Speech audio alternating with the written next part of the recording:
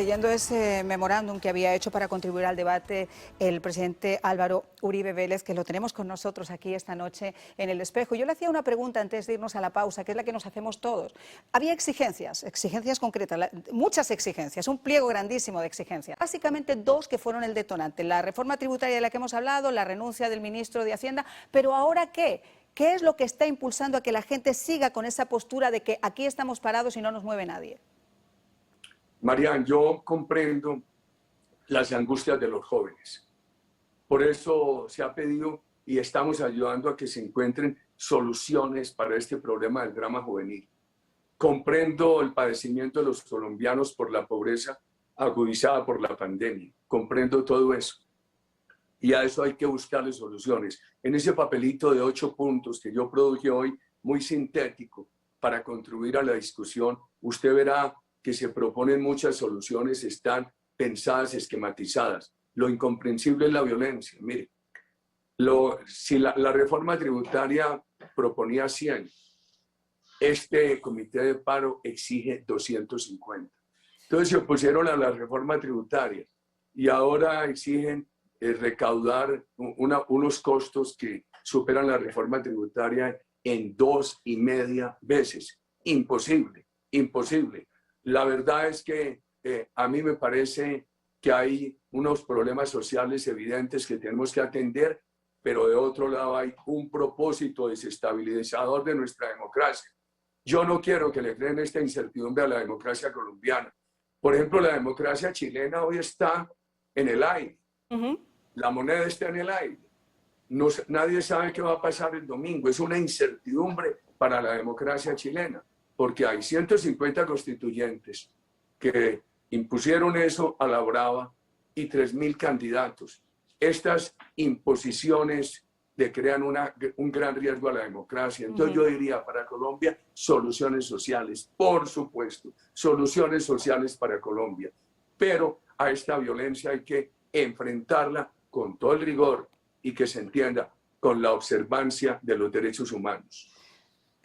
Fíjese que una de las cosas que siempre se ha admirado de usted es que es un hombre de mano dura, pero de corazón grande, y sobre todo que a usted le mueve un inmenso amor por Colombia, por su patria, y cuando uno le escucha hablar de esta manera puede percibir realmente que lo está diciendo de corazón. Nosotros, sin ser colombianos y viendo estas propuestas que se llevan repitiendo durante todas estas semanas, lo que te hace pensar es que son exactamente las mismas que vimos en Barcelona, que vimos en Santiago de Chile, que hemos visto en Perú. Esa mano, como decíamos, está detrás, y hacia ahí es hacia donde tiene que ir la comunidad internacional y cuestionarse por qué y quién será el próximo, porque ese es el grave problema. Ahora, hay otro tema.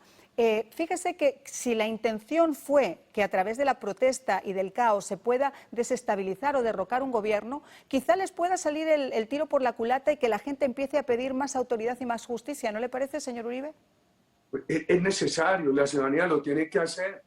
Es que la ciudadanía de Popayán, lo que está sufriendo en este momento, tienen que unirse todos a pedir por Dios que la justicia y las Fuerzas Armadas y la policía los protejan.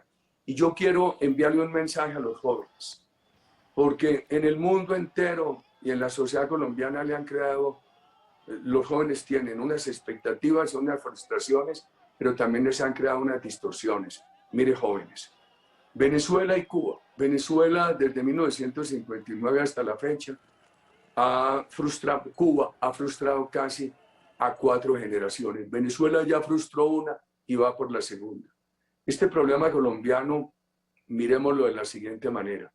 Esta es una democracia con deficiencias, pero en mejoramiento continuo. Esta democracia tiene avenidas, tiene ventanas de oportunidad para que salgamos adelante. Comprendemos sus anhelos en medio ambiente, los comprendemos, los apoyamos. Aquí se está trabajando para que la generación de energía fundamentalmente sea solar y de brisa. Comprendemos sus anhelos educativos. El presidente Duque aumentó el presupuesto educativo en un 30%. Queremos ahora que todos los bachilleres de Colombia puedan tener graduación de bachillerato académico y técnico, que salgan con una inducción al manejo a la programación de softwares. Queremos universidad gratuita para los sectores que tienen dificultades para pagarla. empleo digno, promoción del emprendimiento para los jóvenes. En la democracia eso se puede lograr.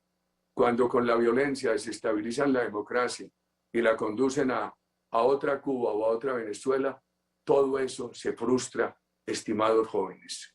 Por lo menos ha habido una noticia que ha aportado cierta luz en el día de hoy, es que la Corte Suprema de Justicia de Colombia ha avalado la extradición del disidente de las FARC, de Seusis Paucias Hernández, alias Jesús Santrich, que es uno de los colaboradores de Maduro en lo que está ocurriendo en la frontera precisamente entre Colombia y entre Venezuela, y quizá uno de los más interesados en estas marchas que estamos viendo.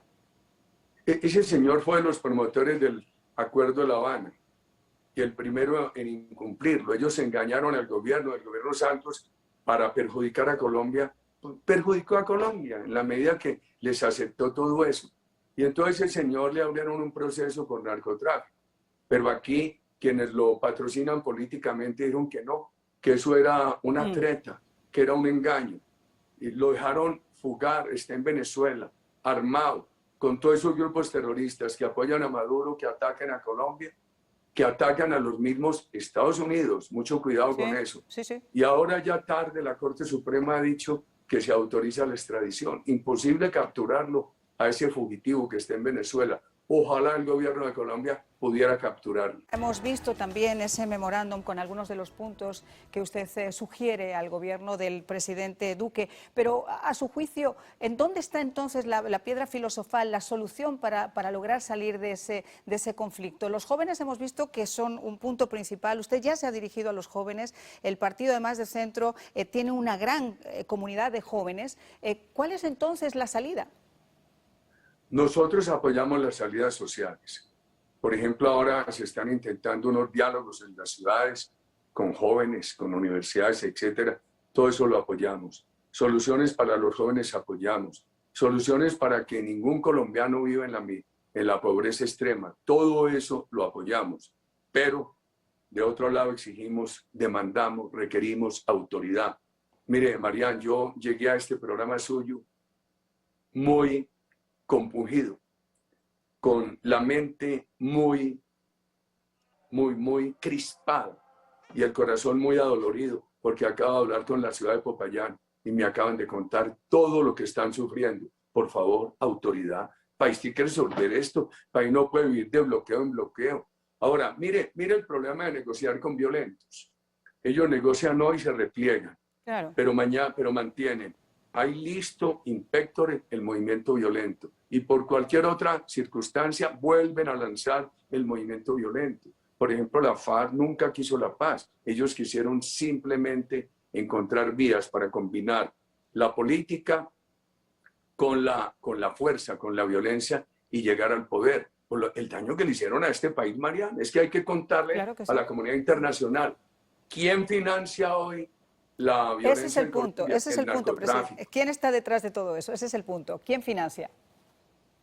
La financiación es del narcotráfico y el tema político, todo el esquema político de la violencia viene de Venezuela, Chile, todo ese movimiento internacional y de los nuestros, de muchos extremistas aquí bastante audaces para hablar de paz y al mismo tiempo estimular la violencia.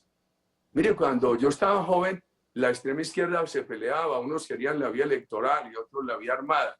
Hoy están junticos. Hoy dicen la vía armada para desestabilizar y las elecciones para apoderarnos del poder. Y este narcotráfico, este movimiento violento en Colombia está integrado a una organización internacional violenta, pero tiene financiación autónoma por el narcotráfico. Por supuesto. Y una historia, se la voy a contar porque usted permite en la televisión espacio. Este país en el año 2013, estoy hablando después de mi gobierno, ya llevamos 3 años del nuevo gobierno, había logrado con la continuación de las políticas casi que eliminar el narcotráfico. Estaba en 42.000 hectáreas, pero se aburrieron con el éxito. Entonces dijeron a la FARC, no, por el narcotráfico se le perdona. No se le extradita, no se le lleva a la cárcel, se les da elegibilidad política, van al Congreso, no hay fumigación, no hay erradicación manual y acabaron todos los programas sociales que teníamos como familias guardabosques para cuidar la selva amazónica colombiana, evitar la droga, se les pagaba por eso. ¿Qué pasó, Mariana? De 42.000 hectáreas pasamos a 209.000. Ah. Es la hora que por todas las complicaciones jurídicas que dejaron, el presidente Duque no ha empezado a fumigar y va a ajustar 3 años de gobierno. Wow. Quedan unas 150.000 hectáreas de droga. Con eso financian toda esa violencia. Entonces están integrados en la visión política criminal a un movimiento internacional. Pero del extranjero necesitan muy poco dinero porque tienen financiación autónoma del Por narcotráfico. supuesto. Pues le quiero agradecer muchísimo, como siempre, que haya tenido la gentileza de estar con nosotros en nuestro programa y sobre todo de dirigirse a todos esos colombianos que están aquí en Estados Unidos y que en cierta medida, y como usted, pues quieren lo mejor para su país y sobre todo que cese esa violencia. Muchísimas gracias, señor Uribe. Muchísimas gracias, Marian, muy amados. El placer ha sido nuestro y a todos ustedes muchísimas gracias por habernos acompañado y nos vemos la semana que viene, el próximo lunes.